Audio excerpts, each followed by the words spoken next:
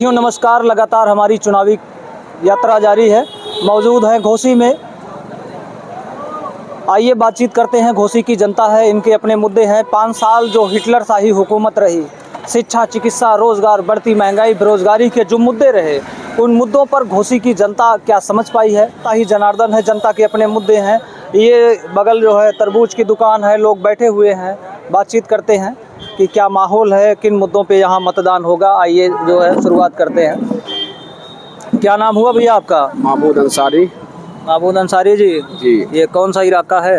ये घोसी नगर पंचायत का मधुबन रोड करीमुद्दीनपुर है। हाँ हाँ, जो घोसी की राजधानी कही जाती है। घोसी का दिल है। जी, दिल है ये दिल है। जी। तो धड़कन अब की बार लोकसभा चुनाव किधर अब तो दिल धड़क रहा है, अभी लोगों का धड़क रहा है हाँ हाँ।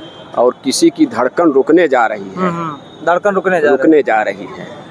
और ये जो रुकने का सिलसिला चलेगा तो 1 तारीख को बिल्कुल बंद हो जाएगा जी। तो क्या मुद्दे हैं? पहले तो जो है कुछ शेरो शायरी अगर जानते हो तो सुनाएं।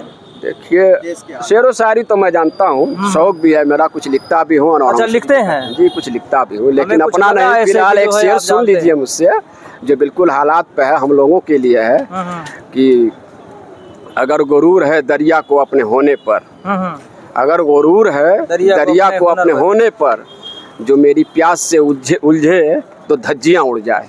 धज्जियाँ उड़ जाए। वाह। और कुछ? और भी बहुत कुछ है। चलिए, अरे आप जो लिखते हैं जो है उन्हीं को बताइए। नहीं, मेरा कुछ लिखा ऐसा है कि साल में नहीं सुना पाएंगे। अच्छा जी। ये साल दूसरा था वो। हाँ, अगले जब पीरियड, जब सरकार अगर बदलती है तो मेरे पास सुनाने के लिए बहुत कुछ है। क्योंकि बहुत खतरनाक मैंने कुछ लिख दिया नज़्में जी। मैंने फेसबुक पे डाला था, उसको डिलीट कर दिया गया, वहाँ से मुझे मेरा ब्लॉक भी कर दिया गया था वो जी। तो यहाँ की जनता कुछ मुद्दों को समझ पाई। 5 साल जो 2 करोड़ रोजगार की बात की गई, किसानों को सम्मान निधि देने की बात की गई, 370 खत्म होने की बात की गई, तो तमाम ऐसे मुद्दे रहे। सरकार इन्हीं मुद्दों पे चुनाव लड़ी है। तो ये मुद्दे अभी जिंदा हैं कि मुद्दे दूसरे कोई जिंदा हो? नहीं, देखिए, मुद्दे मेरे हिसाब से देश में जो भी बड़ी पार्टियां हैं, तो देश के मुद्दे 2 होते हैं। एक तो वो मुद्दा जो राष्ट्रीय मुद्दा है, जो तमाम बड़ी पार्टियां अपने मैनिफेस्टो में जारी करती हैं। एक मुद्दा होता है क्षेत्रीय मुद्दा। तो दोनों मुद्दे हैं। तो राष्ट्रीय मुद्दा तो अपनी जगह, जो भी सरकार आएगी कमी बेसी कुछ न कुछ उसमें करती रहेगी, मगर क्षेत्रीय मुद्दा मेरे हिसाब से सबसे अहम है। अब घोसी का क्षेत्रीय मुद्दा, यहाँ हमारी अपनी समस्याएं हैं। हम बुनकर समाज से ताल्लुक़ रखते हैं। मऊ जिला जो है ये बुनकर बहुल क्षेत्र है। जो मुसलमानों की आबादी जितनी है उसमें लगभग 75% बुनकर हैं। 25% अदर मुसलमान में है, जो जनरल कास्ट के और भी लोग हैं, मुसलमानों में भी होता है ना। तो ये लोग हैं। तो हमारी बुनकर के ताल्लुक से हमारी अपनी समस्याएं हैं। सरकार कोई भी रही हो, हम किसी पार्टी के नहीं हैं, इसलिए मैं सारी बातें बता रहा हूँ कि सरकार किसी की भी रही हो, सपा, बसपा, कांग्रेस, भाजपा, किसी की भी रही हो, हम बुनकरों के ताल्लुक से, हमारी आर्थिक सुधार के ताल्लुक से कोई ऐसी योजना नहीं बनाई गई जिससे आम बुनकरों की ज़िंदगी जो है कुछ प्रोग्रेस हो। ऐसा कुछ हुआ नहीं है। वोट तो भरपूर चाहिए सबको और देते भी हैं, मगर हमारी जो बुनियादी समस्याएं हैं उस पर कोई न तो पार्लियामेंट में सवाल होते हैं, न विधानसभा में सवाल होते हैं, न जो हमारे प्रतिनिधि है जिनको हम चुनते हैं जनप्रतिनिधि, ये लोग भी जाकर हमारे ताल्लुक से कोई बात नहीं करते। ये तो हमारी अपनी समस्या हो गया। क्षेत्र की समस्या ये है कि अब घोसी के अंदर अगर आप देखेंगे तो कोई ढंग का कॉलेज नहीं है। एक भी निस्वा कॉलेज, जिसको गर्ल इंटर कॉलेज हो, गर्ल डिग्री कॉलेज हो, नहीं है। हमारे यहाँ का जो हॉस्पिटल है वो भी बुनियादी सुविधाओं से बिल्कुल वंचित है। हमारे यहाँ एम्स की ज़रूरत है, इस पर कोई बात नहीं करता है। हमारे यहाँ शिक्षा के ताल्लुक से भी बहुत, जो इलाकाई शिक्षा की बात कर रहे हैं सिर्फ घोसी के अंदर, तो यहाँ भी अभाव है। बहुत पुराने ज़माने का एक सर्वोदय इंटर कॉलेज है और सर्वोदय डिग्री कॉलेज है, और उसमें भी पढ़ाई कितनी होती है। अगर कभी आप जाएंगे उधर मझवारे मोड़ की तरफ तो समझ में आएगा। हम लोग तो 20 साल पहले पढ़े हुए हैं। तो ये हमारे क्षेत्र का मुद्दा है, इस पे कोई बात नहीं करता। अब जो जनप्रतिनिधि चुन के जाते हैं बात तो करते हैं कि क्षेत्र के विकास और जो राष्ट्रीय मुद्दे हैं उस पर भी काम करेंगे। तो राष्ट्रीय मुद्दे पर राष्ट्रीय पार्टियों के जो बड़े नेता हैं वो तो कुछ न कुछ करते ही रहते हैं, कमी बेसी 100% तो कोई करता नहीं है, अरे 10-20%, 25% लोग कर देते हैं। मगर जब क्षेत्र की बात आती है तो ये जनप्रतिनिधि 5 साल तक फिर दिखाई नहीं देते। अब इससे पहले हमने ये बीएसपी का यहाँ से कैंडिडेट यहाँ से चुनाव जीता था यहाँ से, तो जो भी उनका मामला रहा वो 5 साल तक वो जेल ही में रह गए, उनकी शक्ल नहीं देखी गई। अब आए हैं एक पूंजीपति साहब आए हैं, राजू राय जी, बहुत बड़े आदमी हैं, समाजवादी पार्टी और गठबंधन जो है 12-13 महाविद्यालय जी, तो गठबंधन के प्रत्याशी हैं ये। अब इनके पास कोई विजन है कि नहीं है, मुलाकात तो हुई नहीं है कि पूछा जाए कि भाई आप चुनाव लड़ रहे हैं तो क्षेत्र के लिए कोई विजन है कि नहीं आपके पास, या सिर्फ अलायंस का जो मुद्दा है, जो राष्ट्रीय मुद्दा है, जो कांग्रेस ने अपना मैनिफेस्टो बनाया है, जो समाजवादी पार्टी ने अपना मैनिफेस्टो बनाया है, उसी को लेकर आपको सिर्फ गठबंधन के लिए वोट चाहिए या क्यों वोट चाहिए? इनके पास अपना विज़न क्या है अभी ये कुछ पता नहीं है इनके बारे में, आए तो कुछ पता चले बात। अच्छा, यहाँ जो जनप्रतिनिधि चाहे वो सुभाषपा के हों, अरविंद राजभर गठबंधन से जी, राजीव राय हैं या बीएसपी का, कोई आता ही नहीं है क्या? आखिर कारण क्या है? ना देखिए वजह हो जाती है, अब अगर यहाँ बीएसपी अपना चुनाव लड़ा रही है जी, बालकृष्ण चौहान जी हैं, बालकृष्ण चौहान अलायंस के हैं राजू राय जी, डॉक्टर अरविंद राय है कि माइनॉरिटी जाएगा कहाँ? ये भाजपा को वोट नहीं देगा, एंटी भाजपा वोट माना जाता है पूरे देश के अंदर, तो ये भाजपा को वोट नहीं देंगे तो अभी जाएंगे कहाँ? ये तो टोटल हम ही को देंगे, जब हमको देंगे तो हमें जाने की क्या जरूरत? हाँ, ये थोक भाव में हमको लाके उलाट देंगे अपना, मुसलमान इनका जो है एग्रीमेंट तो दे देंगे थोक भाव में, ये उनकी अपनी मेंटेलिटी है। अगर यही कैंडिडेट बीएसपी का कोई ऐसा आ जाता जिसकी माइनॉरिटी में भी पकड़ होती तो फिर देखते आप चुनाव की गहमागहमी, ये सच्चाई है। अच्छा, एक चीज ये है कि यहाँ से जो है राय समाज जी 13 बार जो है लोकसभा सीटें चुनाव जीत रहा है जी, तो अन्य बिरादरियों में क्या वो क्षमता नहीं रही है कि केवल एक जनप्रतिनिधि के तौर पे इनके तरफ रुझान लोगों का बढ़ गया है? नहीं, ऐसा वो बात नहीं है। मसला असल में कुछ आ जाता है जातियात का। अच्छा, जातियात आ जाता है मसला जब चुनाव आता है, तो अब कुछ मजहब का भी आ जाता है। अब जैसे इससे पहले अजमल नूरानी यहाँ से चुनाव लड़े हुए हैं जी, वो नूरानी राहत इंडस्ट्रीज वाले बढ़िया लड़ाई, बहुत बेहतरीन लड़े थे चुनाव, 2 बार लड़े चुनाव। अरशद जमाल जो नगर पंचायत आपके मऊ के जो चेयरमैन वो भी लड़ चुके हैं।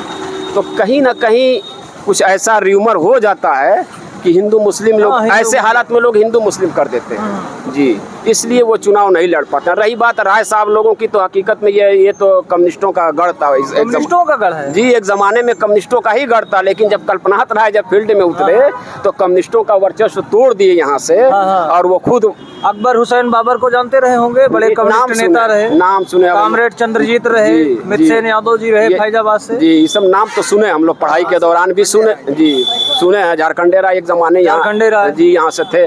तो जब कल्पनाथ राय यहाँ से आए तो कम्युनिस्टों का वर्चस्व खत्म हुआ। तो कल्पनाथ राय कभी आज़ाद, कभी समता पार्टी, कभी कांग्रेस, लेकिन कल्पनाथ राय ही एक ऐसे इंसान थे जिन्होंने जनप्रतिनिधि होने का हक अदा किया जी, वरना जब से देश आज़ाद हुआ है और जब से चुनाव हो रहा है, जितने लोग थे उन्होंने अपने जनप्रतिनिधि होने का हक अदा नहीं किया, सवाए कल्पनाथ राय को। 1999 में उनकी मृत्यु हो जाती है, और जितने भी उन्होंने विकास काम किए हैं मऊ जिले के अंदर, उनका तो सपना था कि मऊ को सिंगापुर बना देंगे, और बड़े काम किए उन्होंने। आज हालत यह है कि उनके सारे किए हुए काम बस यूं ही पड़े हुए हैं, कोई चूना पोतने की उस पर नौबत किसी को नहीं आती है।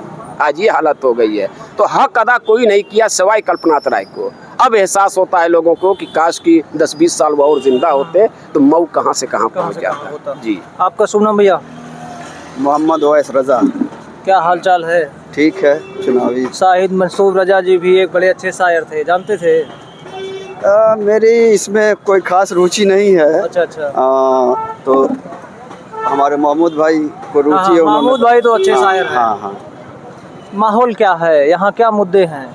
देखिए, चुनाव तो बड़ा खामोश है। कहीं चुनावी किसी किस्म की आप भी देख रहे हैं, उधर आए होंगे तो कुछ आपको आभास भी नहीं हो रहा होगा कि चुनाव भी चल रहा है। खामोश मिजाजी तुम्हें जीने नहीं देगी, जीना है इस दौर में तो कोहराम मचा दो। हाँ, लेकिन देखा यह जाए, लोगों में जो पिछले 10 साल की सरकार रही उसके प्रति बहुत उदासीनता है। और जो उनका कोर वोटर है जो भारतीय जनता पार्टी का, वो भी उनसे नाराज़ है। तो वो भी उनके जो वर्कर्स हैं उनके अंदर भी मायूसी है, खुल के नहीं आ रही। इसे चुनाव में कोई गहमा गहमी नहीं दिख रही है। और चुनाव में गहमा गहमी क्या, देखिए जो 10 साल की सरकार रही, सरकार शिक्षा का बजट कम कर दिया, डिफेंस का बजट कम कर दिया, अल्पसंख्यक का जो स्कॉलरशिप आती थी बंद कर दी, उसके बजट घटा दिए। और उसके बाद कहते हैं सबका साथ, सबका विकास और सबका विश्वास। तो कहाँ हुआ? अब ये इस पर तर्क देते हैं कि हमने आवास दिया, ये राशन दिया। तो ये तो ऐसी योजना है कि इसमें आप किसी को जो है किसी के साथ भेदभाव कर ही नहीं पाएंगे। जहाँ कर सकते हैं भेदभाव वहाँ खूब किया गया सरकार द्वारा, इसमें कोई शंका नहीं है। हाँ, क्या कह रहे थे? और लोग परिवर्तन चाहते हैं। Change is love the nature, परिवर्तन प्रकृति का हाँ, नियम। परिवर्तन चाहते हैं। और इनके बड़े 10 साल पहले जब ये आए तो बड़े बड़े वादे थे, वो ज़मीन पर उतरे नहीं। जैसे आपका हर साल बना रहे थे। हाँ, कोटे वो तो छोड़िए, अभी हर साल 2 करोड़, तो इससे 10 करोड़ लोगों को रोजगार चाहिए, रोजगार इन्होंने दिया नहीं। ये इतना बड़ा क्षेत्र है घोसी, तो यहाँ जो है 2 करोड़ रोजगार में कोई युवा तो आपको दिखा होगा कि नहीं दिखा है? अरे भाई साहब, यहाँ पूरे गांव में आप जब, ये इतना बड़ा एरिया है करीमुद्दीनपुर, इसमें करीब करीब कै वार्ड है? 3 वार्ड होंगे, 3 या 4 वार्ड। 4 वार्ड के मिला के सिर्फ वोटर होंगे लगभग 10,000। इस 10,000 की आबादी में एक भी परिषदीय विद्यालय नहीं है। परिषदीय विद्यालय एक भी नहीं है। विद्यालय की हाँ, परिषदीय विद्यालय है बड़ा गांव, बाजार में बड़ा गांव में। करीमुद्दीनपुर में एक भी परिषदीय विद्यालय नहीं है। तो शिक्षा के लिए जो यहाँ मदरसा शम्सुल उलूम है, इसमें प्राइमरी, माइनॉरिटी का प्राइमरी चलता है, वहीं से बच्चे पढ़ते हैं। और जो माइनॉरिटी का ही जो है शिक्षण संस्थान है, वहीं से पढ़ते हैं। अब बताइए, जहाँ 10,000 की जनसंख्या सिर्फ वोटर हो, वहाँ की जनसंख्या भी 20,000 करीब होगी। 20,000 में एक भी परिषदीय विद्यालय नहीं, ये एक बड़ी समस्या है। जैसे हमारे भाई साहब ने बताया कि कोई यहाँ गर्ल्स कॉलेज नहीं है। गवर्नमेंट के दो ही जो है इंटर कॉलेज हैं। और उनकी हालत ये है कि 96 में हम जो है हाई स्कूल किए, तब तो वो भरा रहता था, हम लोग क्लास में बैठ नहीं पाते थे। एक एक क्लास में 80-80, 90, 100 लड़के रहते थे। आज अगर पढ़ाई का स्तर रहा नहीं। ये सड़क, पानी जो है, स्कूल की बात हो गई। और कोई मुद्दे हैं? मुद्दे इस बार यही हैं कि देखिए, लोगों को रोज़गार चाहिए, लोग रोज़गार से परेशान है, महंगाई से परेशान है। महंगाई देश चरम सीमा पे है। ऐसा नहीं है कि महंगाई हर हुकूमत में बढ़ती है, समय के साथ जो है महंगाई बढ़ती रहती है, मगर उसकी भी एक सीमा होती है। कमाई बढ़ी नहीं, महंगाई बहुत बढ़ गई। रोज़गार की बात किए थे, रोज़गार दिया नहीं, नौकरी दिया नहीं। और आजकल जो है मोदी जी जो है कि जो प्रधानमंत्री की गरिमा है, उसके हट के उनके जो आप बयान देखे ही होंगे मीडिया में, उनके जो बहुत मतलब आतंकवादी, खालिस्तानी, पता नहीं क्या क्या बोल रहे हैं। हमें समझ में नहीं आ रहा है। हमारे प्रधानमंत्री पूरे 140 करोड़ विश्व गुरु है भाई, विश्व गुरु है मोदी जी। पूरे विश्व में डंका बज रहा है, 70 इनका सीना है, कुछ न कुछ तो बोलेंगे ही। तो वही तो आधो मुसलमान नहीं समझ पा रहा, क्या करे मोदी जी? तो हम ये कह रहे हैं कि बातें ऐसी होनी चाहिए जो हमारे देश की एक छवि है विदेशों में, ये लोग कहते हैं, तो उसी हिसाब का वक्तव्य वो होना चाहिए। आप देखिए कि हमारे यहाँ हिंदू, मुस्लिम, जात बिरादरी पे चुनाव होता है। आप अदर कंट्री विश्व गुरु बनना चाहते हैं, जो विश्व गुरु है वहाँ किस बात पर होता है?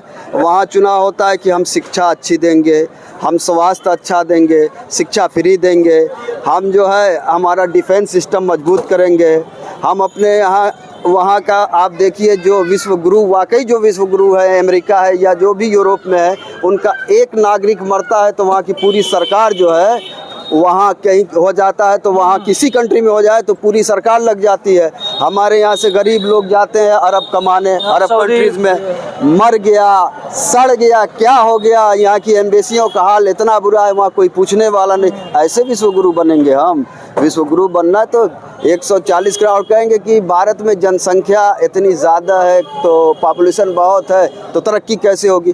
तो चीन क्या हमसे जनसंख्या चीन की कम है? चीन ने तो दिखा दिया ना कि जनसंख्या रहते हुए भी तरक्की की जा सकती है। तो उसी तरीके तरीके से भारत में भी तरक्की होनी चाहिए, सरकार किसी की भी हो, महंगाई सस्ता है। अब देखिए खाने पीने के सामान पर जीएसटी हर जगह है, दही पर, कफन पर, हर चीज़ पे तो जीएसटी है। तो इस तरीके महंगाई पर कोई कंट्रोल नहीं है सरकार का। घोसी की जनता है, इनके अपने मुद्दे हैं, इनके अपने विचार हैं।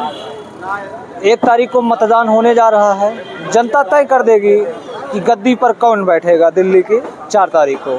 आप देखते रहिए, जागरूक एवं सजग बने रहिए, तार्किक रहिए।